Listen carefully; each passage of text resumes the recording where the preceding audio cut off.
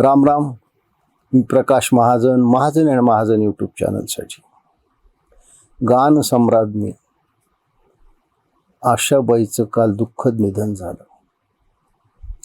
ज्यांच्या आवाजामध्ये सुधारस होता असं जाणकार म्हणत. सुधारस म्हणजे तो थोडा गोड असतो, थोडा आंबूस असतो, त्याची एक वेगळी चव असते. तसे त्यांच्या गाण्याची एक वेगळी ढब होती. मी फार लहान माणूस आहे त्या गोष्टीवर बोलण्याकरता. मी माझ्यातर्फे आणि माझ्या महाजन आणि महाजन यूट्यूब चॅनलतर्फे त्यांना श्रद्धांजली वाहतो, आदरांजली वाहतो.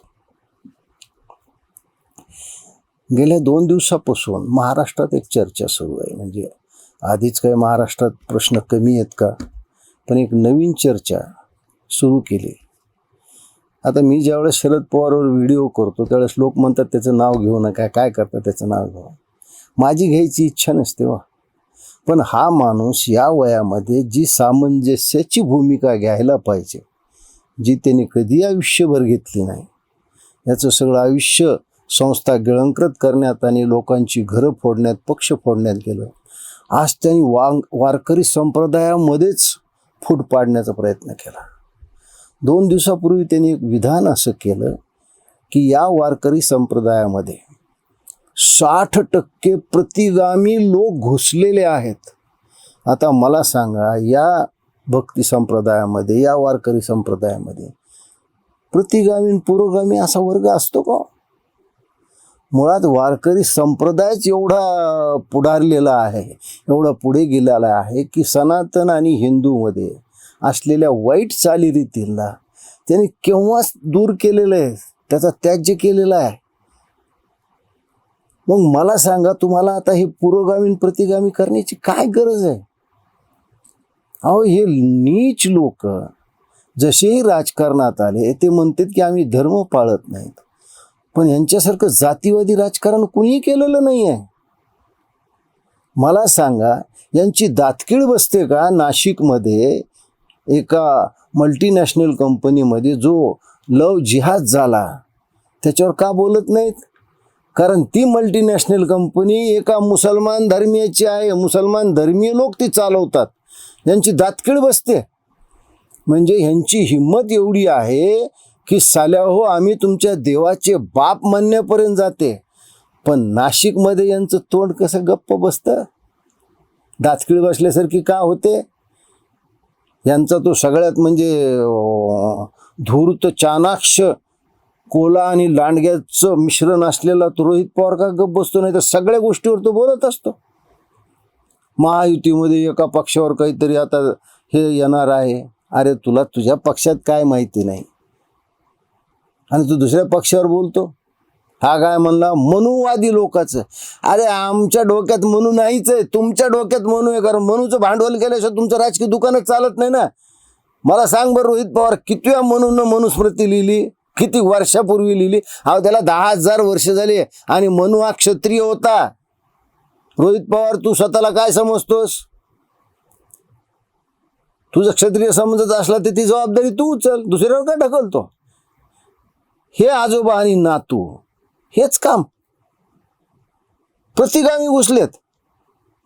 अहो, हे इतके खालच्या पातळीवर उतरलेत की ज्ञानियाने रचला पाया तुका झाला शिकळस न म्हणता नामदेवाने रचिला पाया तुका झाला शिकळस म्हणतात. हे यांचं पुरोगामित्व. याचं एकमेव कारण असं आहे की 2024च्या निवडणुकीमध्ये या सर्व वारकरी संप्रदायात जागृती झाली आणि त्यांनी अशा या जातीवादी लोकांचं दुकान उठवलं, यांचं टंबरेळ वाजवलं. टंबरेळ निवडणुकीत यांची जी दुर्गती झाली, हा राग आहे यांच्या लोकात. म्हणून वारकरी संप्रदायामध्ये 60% प्रतिगामी घुसलेत. अरे, भक्ती संप्रदायात कोणी पुरोगामी प्रतिगामी असतं? अरे, रोहित पवार, जा त्या आळंदीमध्ये वारकरी संप्रदायाच्या मुलांना जे प्रशिक्षण देण्यासाठी ज्या शाळा आहेत, अहो त्या आता जातीनिहाय आहेत. हे कुणी निर्माण केलंय? आम्हाला कधी माहीत नव्हतं तुकाराम महाराज कोणत्या जातीचे आहेत, पण अलीकडच्या काळात ते सांगण्यात आलं आम्हाला तर वाटायचं तुकाराम महाराज संत आणि वृत्ती वैश्य, पण यांनी सांगायला सुरुवात केली. या शरद पवारनी, या राष्ट्रवादीने संभाजी ब्रिगेडसाठी जातीवादी संघटना पोचली. त्यांनी मराठा महासंघ, मराठा सेवा संघ पोचला. यांच्यातल्या एका महाभागाने काय सांगितलं की छत्रपती शिवाजी महाराजाच्या ब्राह्मण मंत्र्यांनी त्यांचे हातपाय धरले आणि त्यांना विष पाजलं. त्याला एकाने विचारलं याचा ऐतिहासिक पुरावा काय, तर म्हणजे मी सांगतो हाच पुरावा. यांच्यातल्या काही इतिहासकारानं छत्रपती संभाजी महाराजांची हत्या मनुस्मृतीने झाली. अरे मनुस्मृतीत हत्या दाखवा ना, कुठल्या पानावर हत्या अशी करावी म्हणून लिहिलेलं आहे. पण लोकांची माथी भडकवायची आणि स्वतःला पुरोगामी म्हणून घ्यायचं. जातीचं राजकारण केलं आणि तुम्ही स्वतःला पुरोगामी म्हणतात. अरे किमान हा वारकरी संप्रदाय तरी सोडा. शरद पवार तुमच्या काटेवाडीमध्ये ते धोत्राचं रिंगण होतं असं आम्ही ऐकलं, त्याला तरी उपस्थित कधी राहिलात? एवढं दीर्घ आयुष्य तुम्हाला मिळालं, मला सांगा जेवढं आयुष्य तुम्हाला मिळालं तेवढे पावलं तरी तुम्ही एखाद्या दिंडीत चाललात का? कधी फलटणला जाऊन एखाद्या दिंडीत जेवण वाढलंय का तुम्ही? पण आलेलं गे तोंडवर करून काय, तो वारकरी संप्रदायात 60% प्रतिगामी लोक घुसले. अरे प्रतिगामी म्हणजे काय?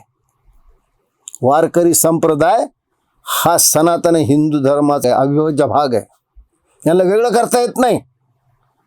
वारकरी संप्रदायाने हिंदू धर्मातल्या वाईट चालीरीतीला त्यागलंय, दूर लोटलंय आणि एकमेकाला गुरु मानून एकमेकाचे चरण स्पर्श करतात. तुम्हाला फक्त याच्यामध्ये आपली दुकानदारी चालवायची आहे. कारण 2024च्या निवडणुकीमध्ये मी मागं म्हटल्यासारखं की या वारकरी लोकांनी तुमचं दुकान उठवलेलं आहे. हा राग आहे तुमच्या मनात आणि म्हणून तुम्ही हे बोलतायत. आता तुम्हाला जातीत फूट पाडून तुमचं पोट भरलं नाही, तुमचं राजकारण साधलं झालं नाही, म्हणून तुम्ही वारकरी संप्रदायासारख्या एक जातीविरहित संप्रदायामध्ये येऊन त्याच्या डोक्यात सुद्धा हा जातीवाद भरवण्याचं पाप तुम्ही करताय. पण लक्षात घ्या, आता सनातन हिंदू धर्म हा खूप सुधारलेला आहे. मला सांगा, वारकरी संप्रदाय हा दुसऱ्या कुठल्या धर्मात आहे का? हिंदू धर्म सोडून, सनातन धर्म सोडून कुठे आहे? नाही. मला सांगा, इतर धर्मी कोणी म्हणतो का मी सनातनी ख्रिश्चन आहे, मी सनातनी मुसलमान आहे? नाही. फक्त हिंदूच म्हणतो की मी सनातनी हिंदू आहे. ही यांची खरी पोटदुखी आहे. स्वतःला पुरोगामी म्हणायचं. मग पवार साहेब, कोरेगाव भीमा आयोगासमोर आपण साक्ष द्यायला का गेला नाहीत? याचं उत्तर तुम्ही द्या.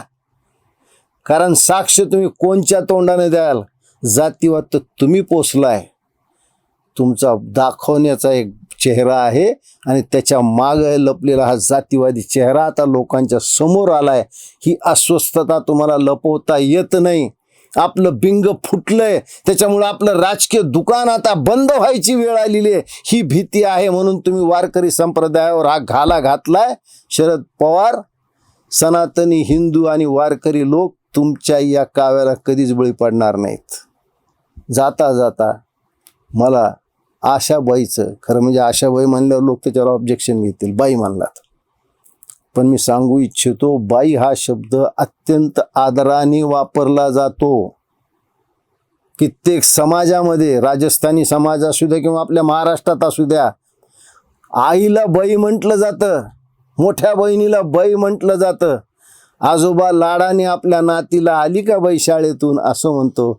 आपण सगळे आयुष्यभर शाळेत असताना महिला शिक्षकाला बाईच म्हटलो, त्याच्यामुळं मी बाई म्हणतो. त्यावेळेस आशाताईविषयी मला पूर्ण आदर असतो. मला त्यांचं अत्यंत आवडलेलं गाणं, चैन से हमको कभी आपने जीने न दिया, जहर भी चाहा अगर पीना तो पीने न दिया.